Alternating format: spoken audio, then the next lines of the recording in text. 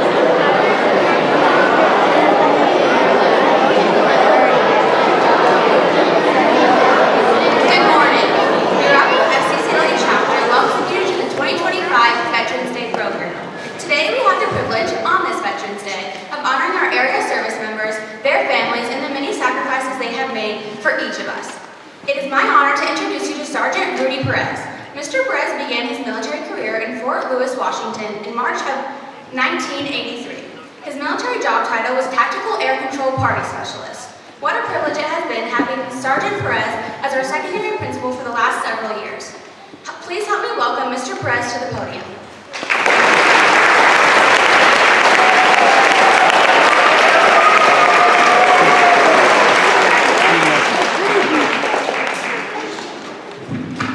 Good morning, honored veterans, faculty, students, members of our community. On behalf of the Arapahoe Public School System, it's my privilege to welcome you to our FCCLA-sponsored Veterans Day program. Today we gather to honor and celebrate the brave men and women who have served and continue to serve our nation with courage, dedication, and sacrifice. These great patriots have preserved and continue to preserve the freedoms we enjoy and we cherish. To all our veterans here with us today, we say thank you.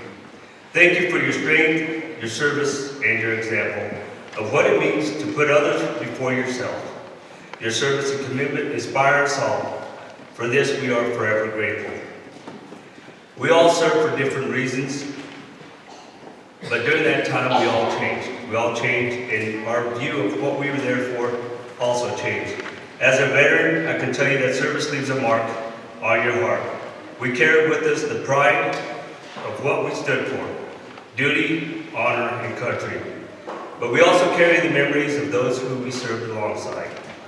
We also extend appreciation to the families of our service members whose support and sacrifices are an essential part of our nation's strength.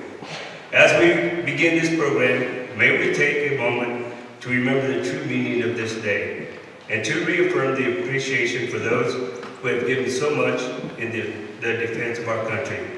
A special thank you to Mr. Spalding, Mrs. Leisen, and Mr. Measure, as well as the rest of the staff and students who have made this program possible.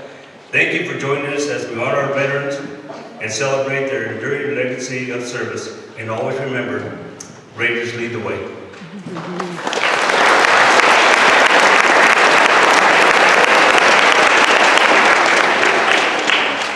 We will now have Scout Troops 339 from Arapahoe, Nebraska present and post the colors.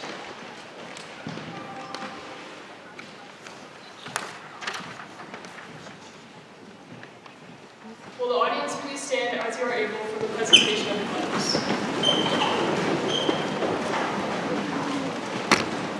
Color guard attention. Will the audience please remove cover, salute, or place your right hand over your heart? Color guard forward march.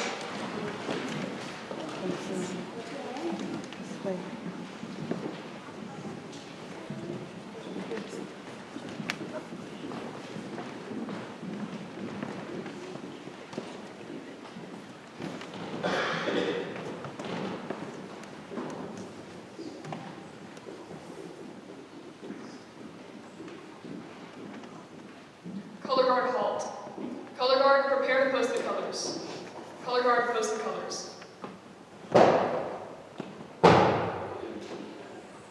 2. Reform ranks.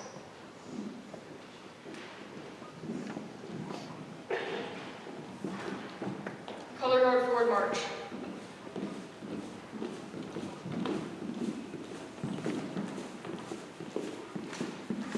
Color guard halt. Color guard dismissed. Audience, please remain standing for our national anthem and pledge allegiance. Please remain standing for the national anthem sung by Arapahoe vocalist Alina Lyson. The first graders will come down to the floor and lead us in the Pledge of Allegiance directly after the anthem.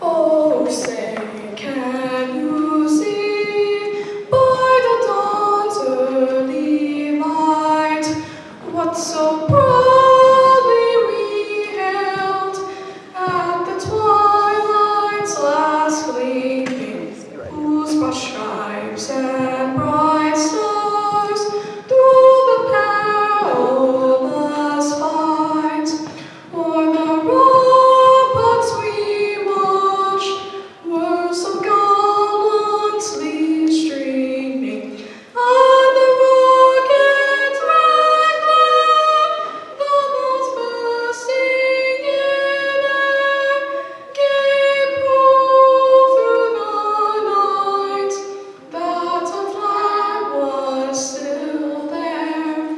Oh, say does that star-spangled banner yet wave o'er the land of the brave and the home of the brave?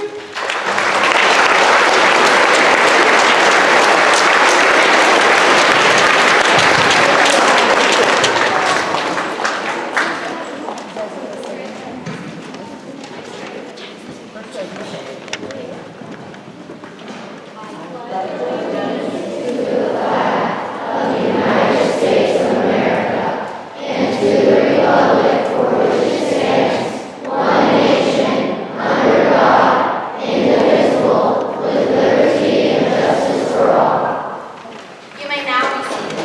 Our sixth grade band will now play America the Beautiful.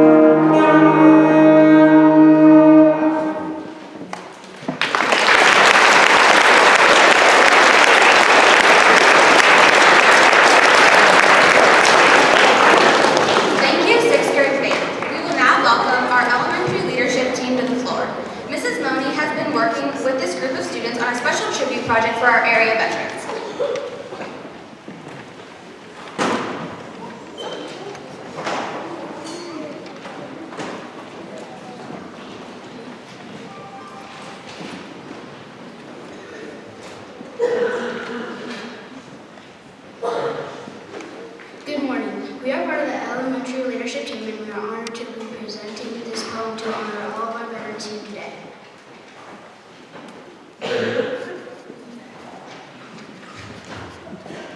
Reciting this poem this morning is Wyatt Durgo, Molly Lysing, Aben Taylor, Michael Menninger, Tabby Campbell, and Grayson Helms. God bless America and all those who serve her. We the citizens know we don't deserve her. Whether you go over hill and dale or if you sing acres away, the United States military is why our country is still here today. To those who fought in Tripoli and those who fly in yonder blue, we thank you for your service and your devotion true. To those who guard the homeland and always prepared, you two are to be honored for the responsibility shared. To protect and serve the young and old, and even those who doubt you, our freedom is sovereignty, faith, and hope, and not existence. So stars and stripes forever, and freedom may you wave, for our land will be free as long as some are brave.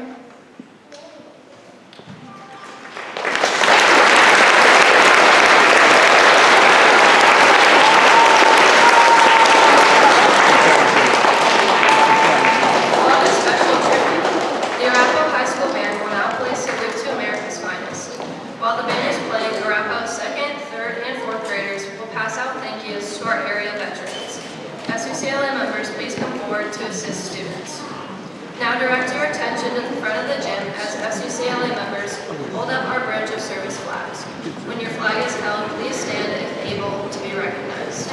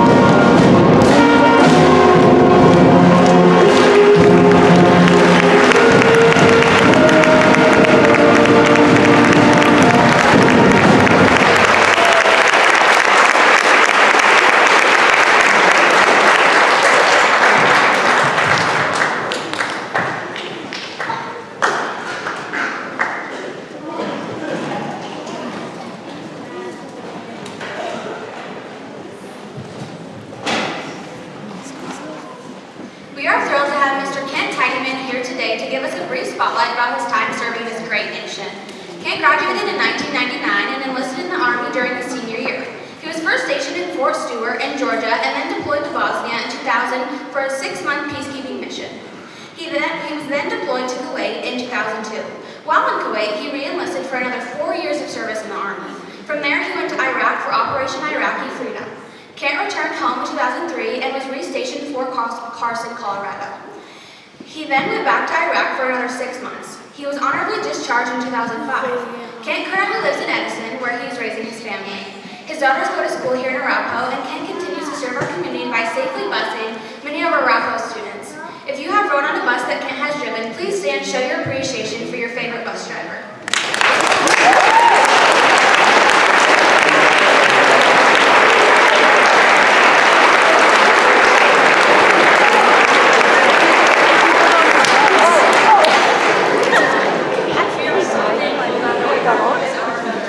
We love moving into Army today in front of so many of our friends and family. You are and always will be our hero. Dad, you have been such an inspiration to us girls and continue to be. We love you so much. Thank you for your service.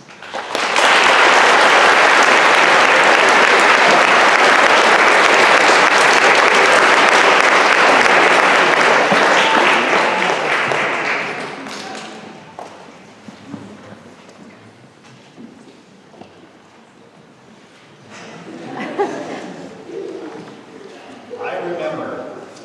Good morning. Welcome to Arapahoe Public Schools. First off, I will start with my deepest, sincere, heartfelt gratitude for my fellow veterans that have gathered here today. Thank you, veterans. I was asked to speak today in honor of this occasion. Thank you, Mrs. Spaulding and the FCCLA. I titled this speech, I Remember. 26 years ago, I was a senior in Hayes Center High School, faced with the same decision or the same question that high school seniors are hammered with on a daily basis. What are you going to do when you graduate? Well, I was raised on a farm in Hayes County, and I had a plan and was to stay and work on the family farm. Well, little did I know there was a man in an Army uniform that would change my life. Kids, remember this: when a man in a military uniform asks you to sign something, you're in for the full term of their choosing. In the spring of '99, I graduated high school and I left for basic training. Little did I realize how small Hayes County was. My first duty station was Fort Stewart, Georgia, and in the fall of 2000, I was deployed overseas to the country of Bosnia. I spent 6 months there on a peacekeeping mission after the Kosovo War. Being a small-town kid from a rural Nebraska, seeing a war-torn country in person is an experience that I will never forget. While in Bosnia, I was part of a heavy equipment platoon. We fixed a lot of roads for a country without equipment and resources to repair these roads in need of repair. Seeing locals express gratitude for the work that we were told to do was unbelievable. This deployment was an opportunity of a lifetime.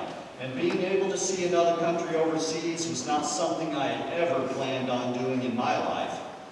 Being a 20-year-old kid, being told I was going to go on this deployment was not something that I accepted easily. Looking back, now I realize it was a great opportunity that happened for me. I remember. Later, I found myself in a new time with the same situation. Except I was going with the company I was in, and we were being deployed to Kuwait for a 6-month training exercise. In the fall of 2002, we landed in the country of Kuwait, and it was very hot and dry. Sand as far as you could see, no grass, no trees, blowing sand all the time. I ended up being assigned a semi with a lowboy trailer and my very own bulldozer. I tell you, I was the luckiest kid in the Army. Soon the armor company found out that what I could do with the bulldozer, and I spent more time with the tankers than I did with the company of engineers that I deployed with. 6 months later, we were sent up to move into Iraq and go to war. This small-town kid from Nebraska was not prepared to ever go to war. Being a heavy equipment operator, I was far enough away to see not much action. I remember. We were staged outside of Baghdad. A missile eliminated our communication array and everyone inside. That was the first time I'd ever experienced any wartime casualties. War was finally real. Once again, I was needed by the armor company. I loaded up my bulldozer and I waited. In the very early hours of the morning, we started up the road and headed into Baghdad. About a mile down the road, we stopped. Okay, unload your bulldozer. Remove the obstacle off the highway and we'll provide cover. Well, I can tell you it's never dark enough to sneak around in a bulldozer. And nobody knows you're there. Well, thank God nobody was there. And I removed the obstacle, loaded up my dozer, and waited. Here came every vehicle in the military, or a lot of them.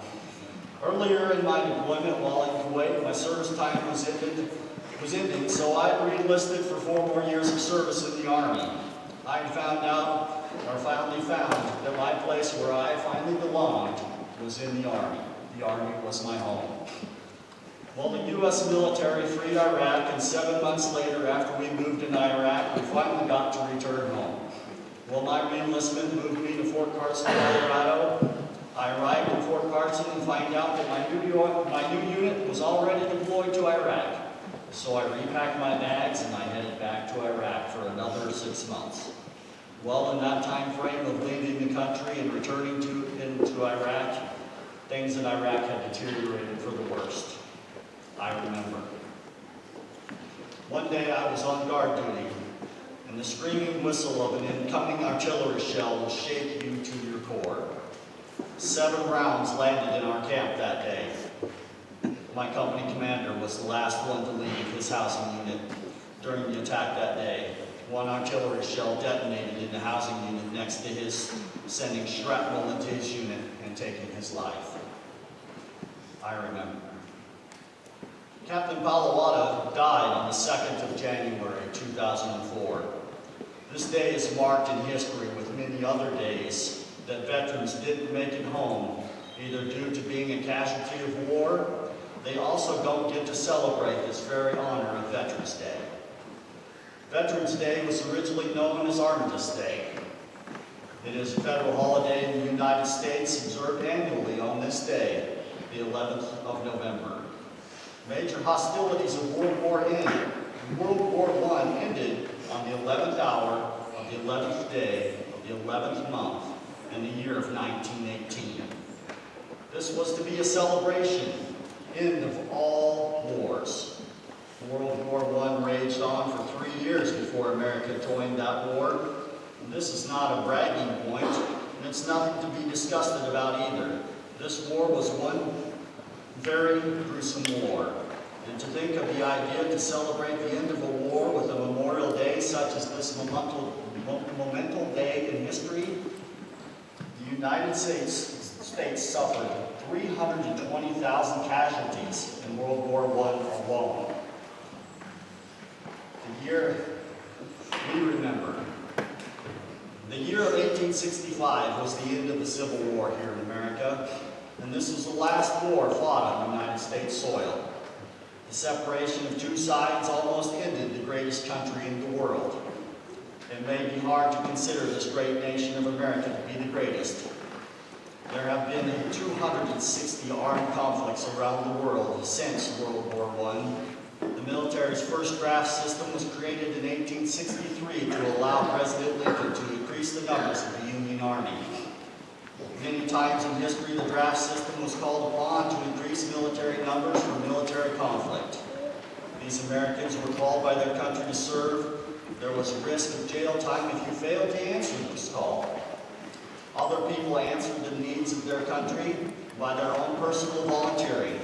Some were told they would serve, and some volunteered to serve. Some didn't even return home, and some didn't leave the war behind. Of these military people who served their country, who do you think are veterans? All of them. We remember. My time in service has many memories. One very good memory of the Army is the Army values. In the Army, we learned the 8 core values of being a soldier. They are instilled into the core of your soul: loyalty, duty, respect, selfless service, honor, integrity, and personal courage. Loyalty, bear true faith and allegiance to the U.S. Constitution, the Army, your unit, and other fellow soldiers. Duty, fulfill your obligation and accomplish tasks as being part of a team without taking shortcuts. Respect, treat people as they should be treated, showing them dignity and respect. Selfless service, put the welfare of your nation, the Army, and your subordinates before your own. Honor, live up to the Army values in every choice you make, serving as a moral compass for your character and conduct. Integrity, do what is right, legally, morally, even when no one is watching. Personal courage, face fear, danger, or adversity, whether physical or moral, do the right thing. The Army has always had values since 1778, when Baron von Steuben established the attributes and traits that a non-commissioned officer should have. These values apply to every soldier that wears the uniform, from private to the Chief of Staff General. All military branches have their form of values that are trained and reinforced during their service time as a service member. We remember. For the longest time, I dismissed the praise of the thank you for your service. Thank you, veteran. I didn't really consider myself qualified to be praised as a veteran. I didn't feel that I'd done anything for this praise. I just went to work, served my time, and went home. No praise was needed. The Army was just a job that I worked at, and now it's over. Anybody could do what I did, and it wasn't anything amazing. My military service was nothing like the movies. No wild shootouts where we saved a bunch of people or crazy battles. My military service was helping people in need. My military service was answering the call. My military service was being where I was told to be. My military service was doing what I was told to do. My military service was doing what I said I would do. We remember. As veterans, we answered the call. As veterans, we helped people in need. As veterans, we did what we were told to do. As veterans, we did for our country what they asked us to do. Some veterans didn't get the choice to serve their country. They were told to serve, and they did so proudly. Others volunteered to serve their country, and they did so proudly. Some veterans didn't get the chance to receive their praise for their service. Some veterans are only remembered by the family they left at home. Most veterans could give you a time of heartbreak and a time of honor. They are proud of their service they have given to their country. Veterans are proud of their service to this flag. Thomas Jefferson wrote in the letter that the tree of liberty must be refreshed from time to time with the blood of patriots. Red is for the hardiness and valor. White is for the purity and innocence. Blue is for diligence, perseverance, and justice. Patriotic sacrifice is an act of giving up personal interests, comfort, or even one's life for the good of one's country. No words can repay the debt of gratitude that we owe to the men and the women who have stood up for our freedom. We can honor the memory of our war or our veterans best while remaining the best kind of Americans we can be. I thank you, veterans, for your sacrifice, and I thank you, veterans, for your service.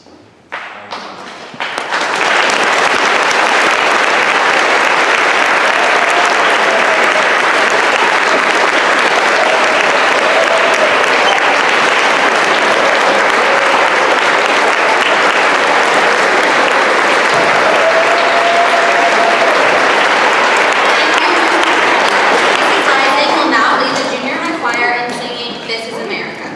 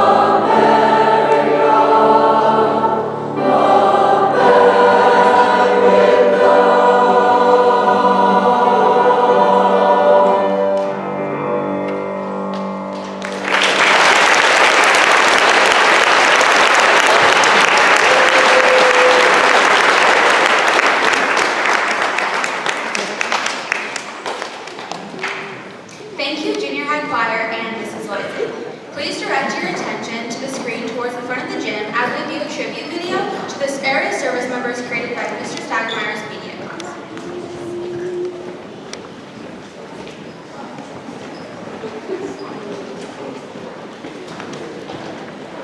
Many veterans, both past and present, have played important roles in our community's history, and we'd like to share a few stories with you today.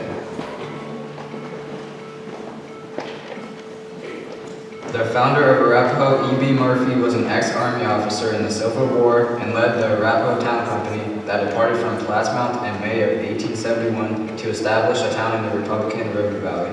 The name Arapahoe was chosen because a small band of the Arapahoe Native American tribe had wintered in the valley recently.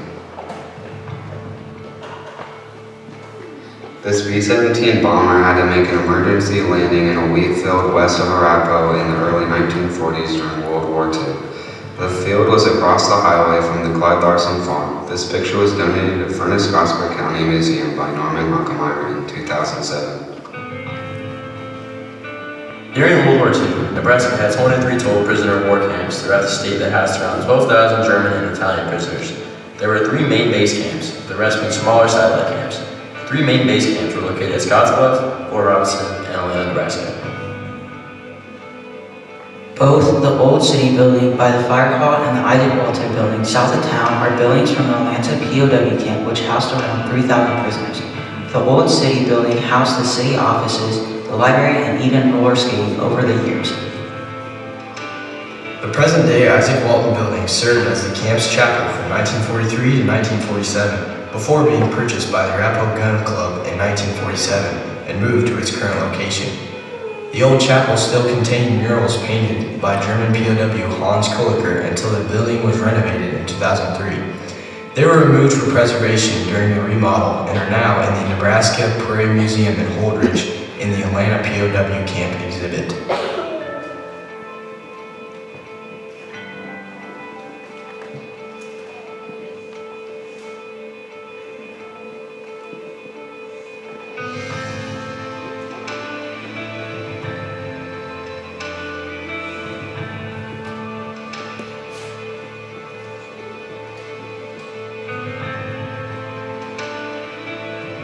The museum has both a medicine cabinet and a mural from a doctor who served at the most notorious prison camp in the Civil War. The camp was known as Andersonville Prison Camp or Camp Sumter, located in Georgia. Dr. Dorpat was born in Germany in 1826 and came to America in 1848, passing away in 1917. The family donated his medicine cabinet and a mural to the museum in 2003. The mural is a huge 5 by 3 feet detailed mural of the Andersonville prison camp with numerous labeled scenes around the camp. Andersonville was a Confederate prison camp and is notorious for being a prison camp with the worst overall condition. It held about 45,000 Union soldiers and nearly 13,000 died there. Dr. Dorpat was a changed man after seeing the orders at Andersonville. He returned to Iowa, joining troops there, and continued his practice. He brought his medicine cabinet with him back to Iowa and later to Arapahoe. After his wife died, he moved in with his daughter, Jeanette Dorpat Frank, in Arapahoe, where he died 13 years later at the age of 91.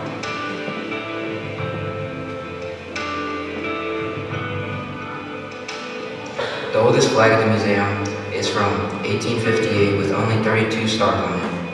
As there were only 32 states at the time, it was donated by the Mather family.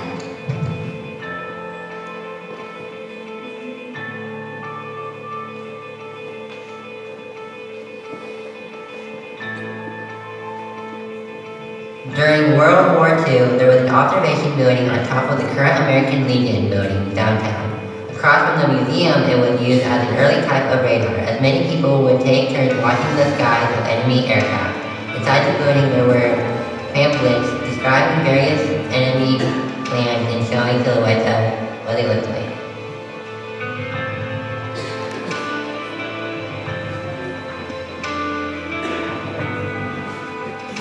Robert and Irene Ems had 7 sons in the military service, and all but one served at the same time in World War II. This was a rare event that seldom happens, if ever. The 7th Richard served in the Korean War.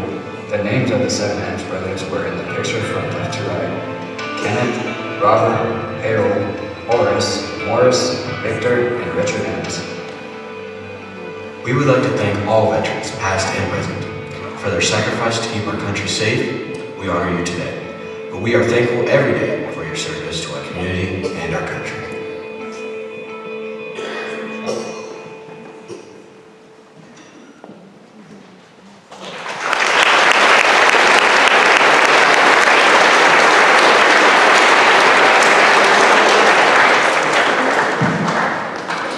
As we near the end of our program, we would like to recognize the many hands that have helped contribute to today's program. There are so many students and staff members that help our FCCLA chapter make Veterans Day a special day filled with honor. We truly thank you. We also thank all of our service men and women here today.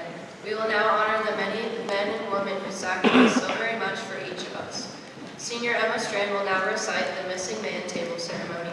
Directly following, taps will be played by Noah Hayes.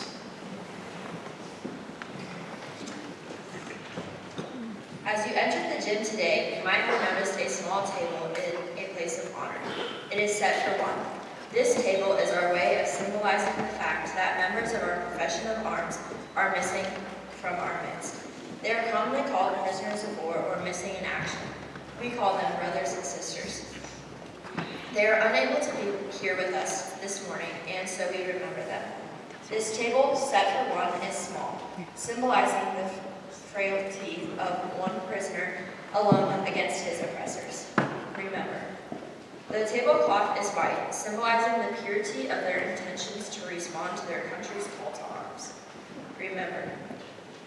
The single red rose displayed in the vase reminds us of the families and loved ones of our comrades in arms who keep their faith awaiting their return. Remember. The yellow ribbon tied so prominently on the vase is reminiscent of the yellow ribbon worn on the lapel of breasts of thousands who bear witness to their unyielding determination to demand a proper accounting of our missing. Remember. The candle, symbolizing the upward reach of their unconquerable spirit. Remember. A slice of lemon is on the bread plate to remind us of their bitter fates. Remember. There is salt on the bread plate, symbolic of the family's tears as they wait. Remember. The glass is inverted. They cannot raise their glass for a toast. Remember. The chair is empty. They are not here. Remember. All of you who served with them are called them comrades, who depend upon their might and aid and relied upon them, for surely they have not forsaken you. Remember, until the day they come home, remember.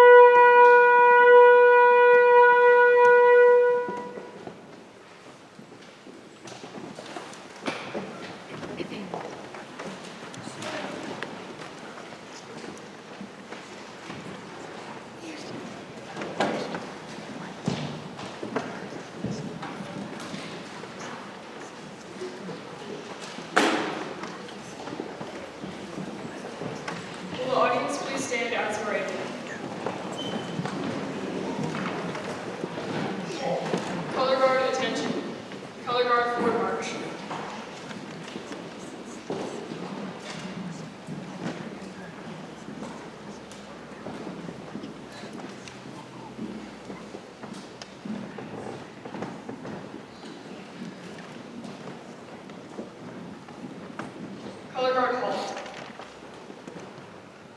Will the audience please remove cover, salute, or place your right hand over your heart? Color guard retire the colors.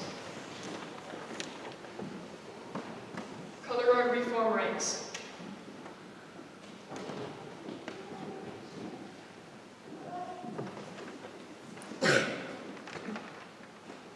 Color guard forward march.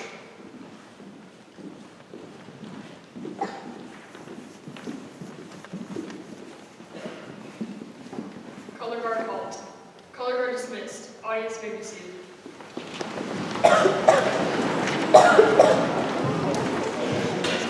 What an honor it has been to celebrate this Veterans Day with each of you.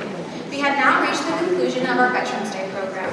We invite all area service members and their families to the Commons area for muffins and coffee provided by the Arapahoe FCCLA chapter. Thank you again, and we wish you all a happy Veterans Day. Elementary students and teachers start making their way back to classrooms. Kindergarten, please lead the way. High school to follow. Thank you.